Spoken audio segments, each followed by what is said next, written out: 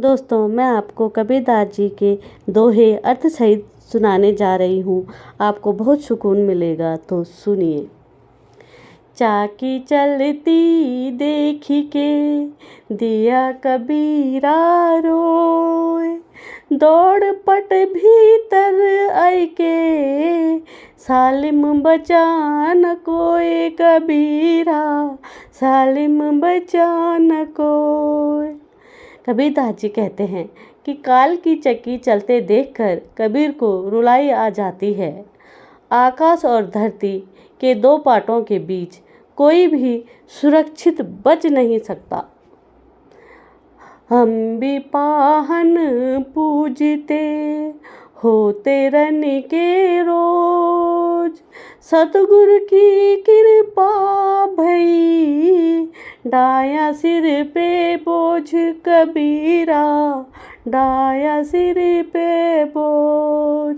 अर्थात कबीर कहते हैं कि यदि सद्गुरु की कृपा न हुई होती तो मैं भी पत्थर की पूजा करता, और जैसे जंगल में नील गाय भटकती है वैसे ही मैं व्यर्थ तीर्थों में भटकता फिरता। सद्गुरु की कृपा से ही मेरे सिर पे आडंबरों का बोझ उतर गया है।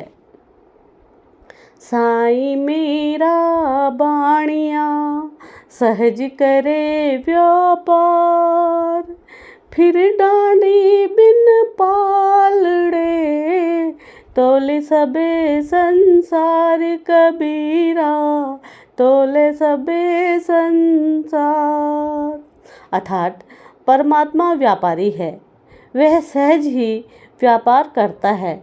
यह बिना तराजू एवं बिना झड़ी पलड़े के ही सारे संसार को तौलता है। अर्थात यह समस्त जीवों के कर्मों का माप करके उन्हें तदानुसार गति देता है। सब जग सूता नींद भरी, संत न आवे नींद, काल खड़ा सिर ऊपरे जो तोरणी आया नींद कबीरा, जो तोरणी आया बीन। सारा संसार नींद में सो रहा है, किंतु संत लोग जागृत हैं। उन्हें काल का भय नहीं है। काल यद्यपि सिर के ऊपर खड़ा है, किंतु संत को हर्ष है कि तोरण में दूल्हा खड़ा है। यह शीघ्र जीवात्मा रूपी दुल्हन के उसके असली घर लेकर जाएगा। कबीर यहूँ घर प्रेम का, खाला का घर नाय, शीस उतारे हाथी करी, सो बैठे पर माही कबीरा, सो बैठे घर माय। परमात्मा का घर तो प्रेम का है, यह मौसी का घर नहीं है जहाँ मनचाहा प्रवेश मिल जाए। जो साधक अपने जीवन को उतार कर अपने शीश को उतार कर अपने हाथ में ले लेता है, वही इस घर में प्रवेश कर पाता है।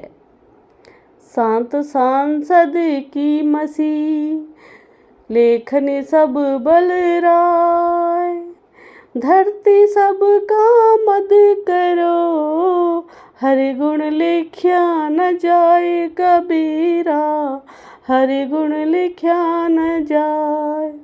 कबीरदास जी कहते हैं, यदि मैं सातों समुद्रों के जल की स्याही बना लूं तथा समस्त वन समूहों की लेखनी कर लूं तथा सारी पृथ्वी को कागज कर लूं, तब भी परमात्मा के गुण को लिखा नहीं जा सकता, क्योंकि यह परमात्मा अनंत गुणों से युक्त है। जो रोऊं तो बल घटे, हंसो तो राम रसाय, मन ही माही बिसूरना, जो गुण कठई खाई कबीरा, जो गुण कठई खाए।